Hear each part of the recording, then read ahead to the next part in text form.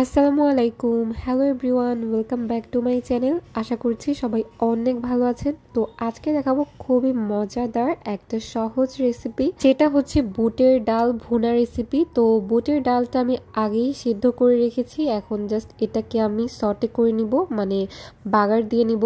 তো এর জন্য ফার্স্টে ফ্রাই প্যানে আমি পরিমাণ মতো তেল দিয়ে সয়াবিন তেল দিয়েছিলাম, তারপর এখানে পেঁয়াজ কুচি দিয়ে নিলাম, আর এখানে দিচ্ছি আদা কুচি, দেন হচ্ছে রসুন কুচি দেওয়ার পর আমি আবারও একটু নেড়ে চেড়ে ভেজে নিব।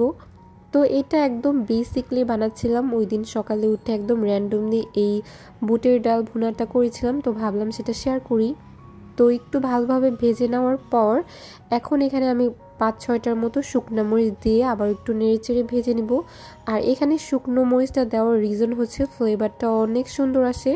তো ভালোভাবে নেড়েচেড়ে ভেজে নেওয়ার পর এখানে আমি পরিমাণ মতো লবণ অ্যাড করছি, যেহেতু আমি ডালটা সিদ্ধ করার টাইমে কোনো লবণ অ্যাড করিনি। তো এখানে প্রায় আমি হাফ চামচের মতো লবণ অ্যাড করলাম। এখন আমি এখানে প্রায় 2টা বড় সাইজের তেজপাতা দিব, আর এখানে হচ্ছে গরমের মশলা নিব। এখানে হচ্ছে 2টা এলাচ, দারচিনি আর হচ্ছে লং নিয়েছিলাম। তো এখন এই তো সবগুলো ভালোভাবে একসাথে মিক্স করে নেওয়ার পর আমি এখানে অল্প একটু পরিমাণ পানি অ্যাড করব, যেন মশলাগুলো ভালোভাবে ভাজা হয়। তো পানি অ্যাড করে আমি আবারও 2-3 মিনিটের মতো ভেজে নিব। আর এটা অবশ্যই খেয়াল রাখতে হবে সবগুলো উপকরণ যেন পুড়ে না যায়, সেটা অবশ্যই খেয়াল রাখবেন। তো এই তো ভেজে নেওয়ার পর এখানে আমি অ্যাড করব হলুদ গুঁড়া। হলুদ গুঁড়াটা আপনারা স্কিপ করতে পারেন, আমার কাছে ডাল ভুনার মধ্যে হলুদ গুঁড়াটা অনেক ভালো লাগে, সেই জন্য এখানে অল্প একটু পরিমাণ হলুদ গুঁড়া দিয়ে আবার একটু নেড়েচেড়ে ভেজে নিব। আর এই তো একটু সময় নিয়ে ভেজে নেওয়ার পর এখন আমি এখানে পানি অ্যাড করব। পানিটা দেওয়ার রিজন হচ্ছে মশলাগুলো যেন একত্রে পুড়ে না যায়, এর কারণে আমি অল্প অল্প করে এখানে পানি অ্যাড করছিলাম। আর এই তো একটু টাইম নিয়ে ভেজে নেওয়ার পর এখন আগে থেকে যে ডালটা সিদ্ধ করে রেখেছিলাম সেই ডালটা এখানে দিয়ে নেব। ডালটা আমি সিদ্ধ করে নিয়েছিলাম, এখানে 80% মতো সিদ্ধ করেছি ডাল।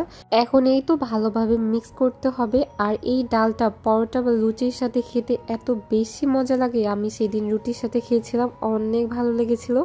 তো এটা অবশ্যই একবার হলো আপনারা ট্রাই করে দেখতে পারেন। এক পর্যায়ে খেয়াল করবেন পানিটা একদম শুকিয়ে এসেছে, আমি এখানে জাস্ট অল্প পানি অ্যাড করব। এখন আপনারা চাইলে এখানে পরিমাণ মতো পানি অ্যাড করতে পারেন, আমি জাস্ট অল্প একটু পানি অ্যাড করব, আমার কাছে এটা একটু মাখানো টাইপের ভালো লাগে।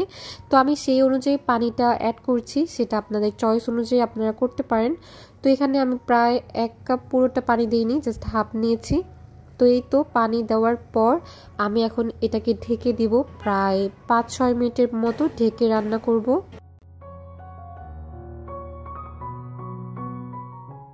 5-6 মিনিট পর ফিরে এলাম, পানিটা অনেকটাই শুকিয়ে এসেছে। এখন আমি ডালগুলো একটু ভালোভাবে মিক্স করে নিব। আর ডালটা কিন্তু একদম প্রায় সেদ্ধ হয়ে গিয়েছে, আমি এটাকে একটু মাখানো টাইপের করব, এর জন্য আমি আবারও একটু ঢাকনা দিয়ে ঢেকে প্রায় 3-4 মিনিটের মতো রান্না করব। 3-4 মিনিট পর ঢাকনা তুলে নিলাম। এই পর্যায়ে কিন্তু পানিটা আগের থেকে অনেকটাই শুকিয়ে এসেছে, এখন আমি একদম হাই হিটে পানিটা শুকিয়ে নিব। আর ডালটা এরকম মাখানো টাইপেরই আমি চাচ্ছিলাম।